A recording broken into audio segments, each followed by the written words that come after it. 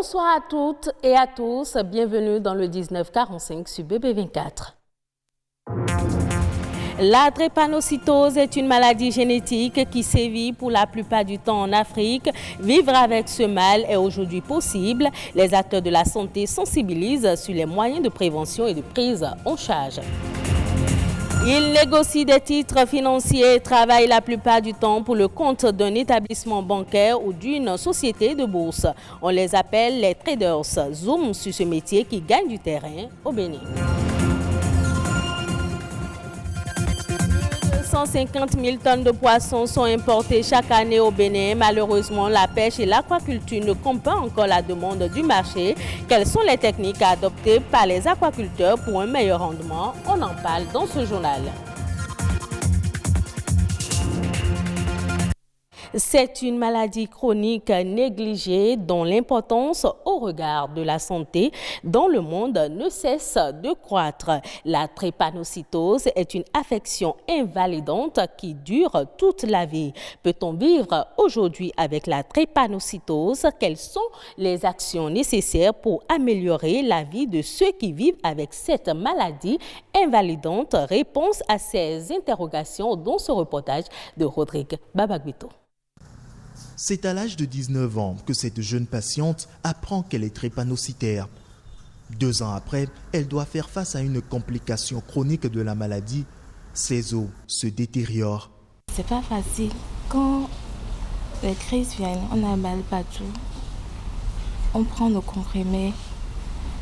On a juste envie que les douleurs cessent. Impuissante face à cet état de son enfant, une mère dont la voix trahit le lourd regret que les yeux arrivent facilement à ne pas exprimer.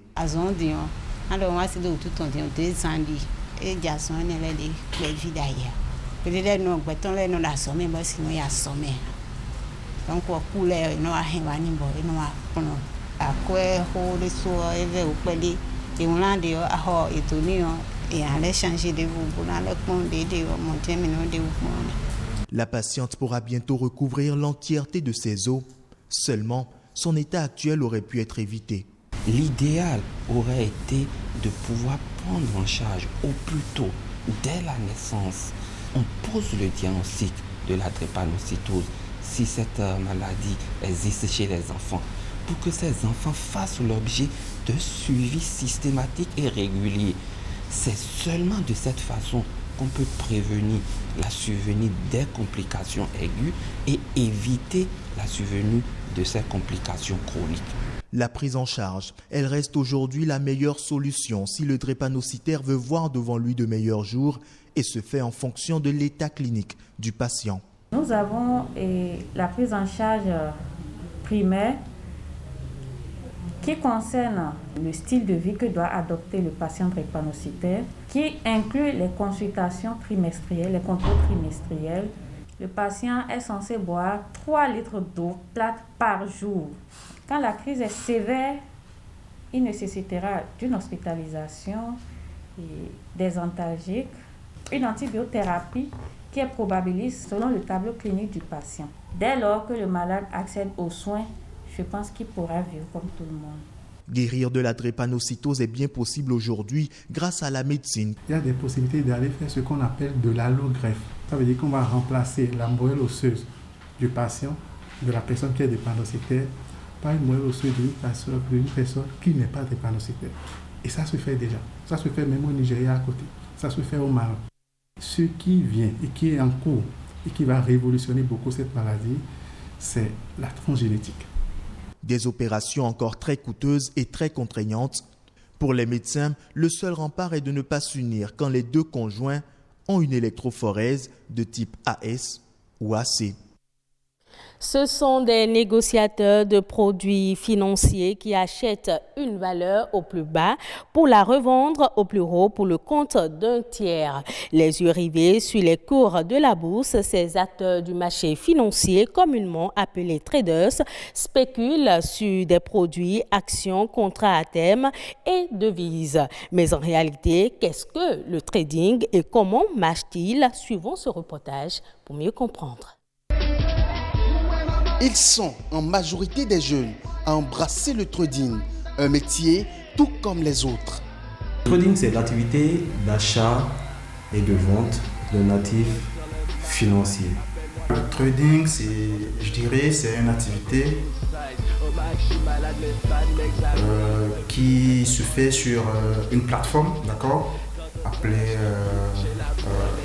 broker, c'est-à-dire courtier en français.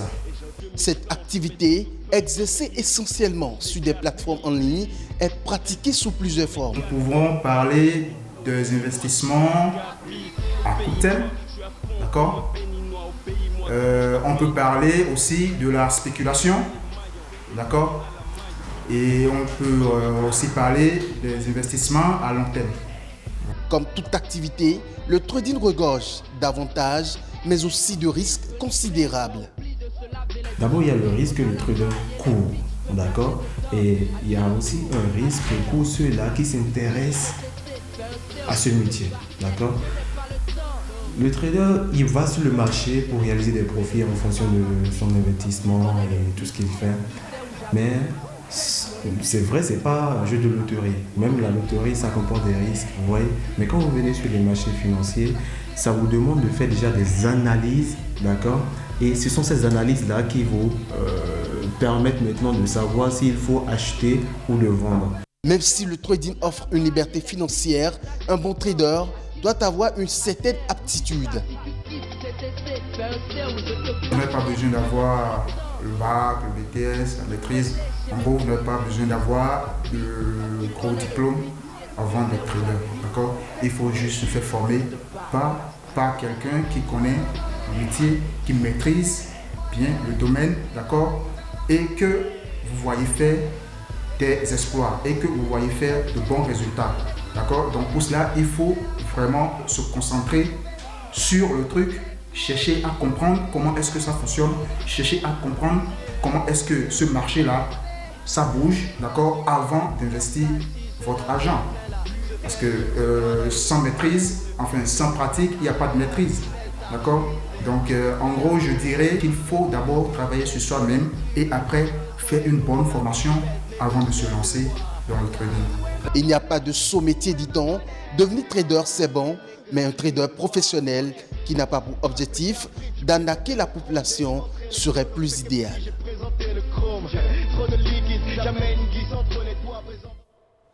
L'aquaculture est l'une des solutions trouvées par les experts pour combler les besoins en consommation halieutique du marché au Bénin. Avec l'aquaculture, c'est aussi une nouvelle génération de poissons en voie de disparition qui seront désormais disponibles dans les assiettes. Cependant, l'aquaculture n'est pas une activité banale. Il faut maîtriser les techniques pour avoir un bon rendement. Joséa Botreno nous donne ici plus de détails. Quand on parle de l'aquaculture, les gens confondent l'aquaculture à une branche de l'aquaculture qui est la pisciculture. La pisciculture concerne seulement l'élevage des espèces de poissons qu'on pourrait retrouver dans nos eaux. Et ailleurs, on peut faire l'élevage par exemple des huîtres, c'est une autre technique. On peut faire l'élevage des algues aquatiques et même l'élevage des plantes aquatiques, c'est aussi dans l'aquaculture. Celui qui veut faire la pisciculture doit d'abord savoir quelles sont les espèces de poissons à élever, où les élever et quelles sont les conditions dans lesquelles on peut les élever. Habituellement, l'aquaculture ou l'élevage de poissons se fait dans les étangs. Nous avons des dispositifs de bacs dans lesquels on peut élever des poissons, et élevage en bac au sol, comme on peut avoir des bassins, c'est-à-dire construits en béton, dans lesquels on peut élever des poissons. Ça, c'est l'habitat du poisson. On essaie de reproduire ça aussi bien artificiellement comme naturellement dans les plans d'eau pour faire l'élevage des poissons. Mais maintenant, après avoir créé l'habitat, il faut s'assurer de l'espèce de poisson à élever. Au Bénin, nous avons les différents types de tilapia qu'on peut élever, mais aussi nous avons les clarias. La troisième chose, après avoir connu les espèces, la présence de l'eau, c'est-à-dire l'habitat, c'est que la troisième chose, c'est l'alimentation. Qu'est-ce qu'on veut donner à manger aux poissons?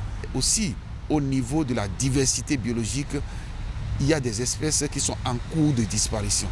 Et aujourd'hui, quand vous allez dans le monde de l'aquaculture, en ce qui concerne les poissons d'aquarium, c'est pour la plupart des espèces qui ont disparu de leur écosystème naturel à cause de la surexploitation.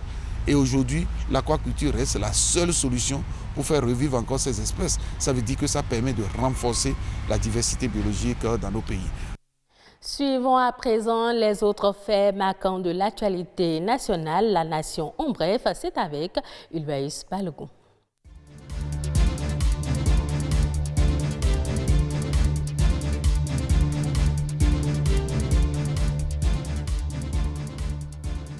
Le Bénin a exporté 266 072 tonnes de soja au titre de la campagne de commercialisation 2019-2020.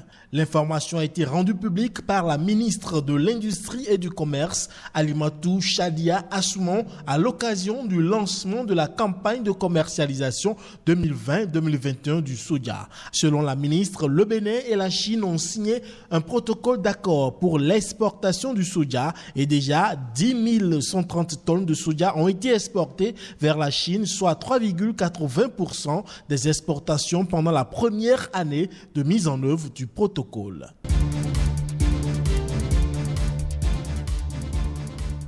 À l'issue d'une émission d'obligations assimilables du Trésor, le Bénin a obtenu jeudi 19 novembre dernier 22 milliards de francs CFA sur le marché financier de l'UMOA. Il s'agit des obligations assimilables du Trésor de maturité de 5 ans et de 7 ans avec un taux d'intérêt respectivement de 6% et de 6,4%. Selon les termes et conditions de l'opération, le remboursement de ces obligations se fera le premier jour ouvrable suivant la date d'échéance. Quant au paiement des intérêts, il se fera annuellement sur la base du taux d'intérêt fixé dès la première année. Il faut dire que cette opération est la dernière du Bénin au titre de l'année 2020.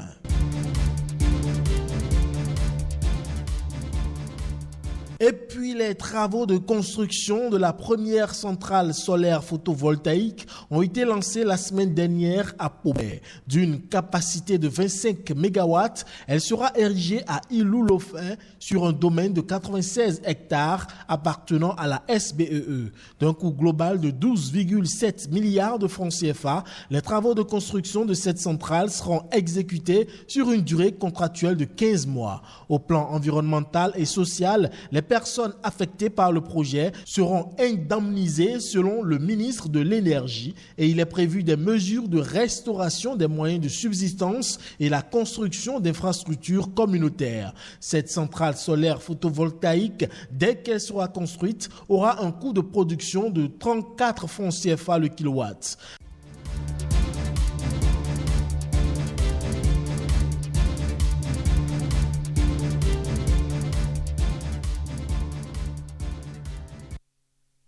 Les inondations enregistrées cette année ont particulièrement affecté le secteur agricole, notamment celui de la riziculture. Une évaluation effectuée par la Fédération de l'Union des coopératives rizicoles du Niger rapporte qu'au total, 3 742 hectares de production rizicole ont été inondés cette année, soit plus de 753 millions de francs CFA d'investissement perdus.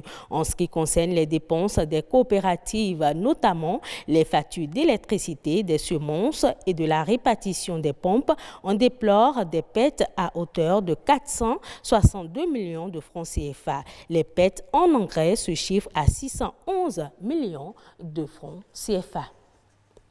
C'est la fin de ce journal. Merci de l'avoir suivi. Retrouvez cette édition sur le site de l'ORTB, www.ortb.bj.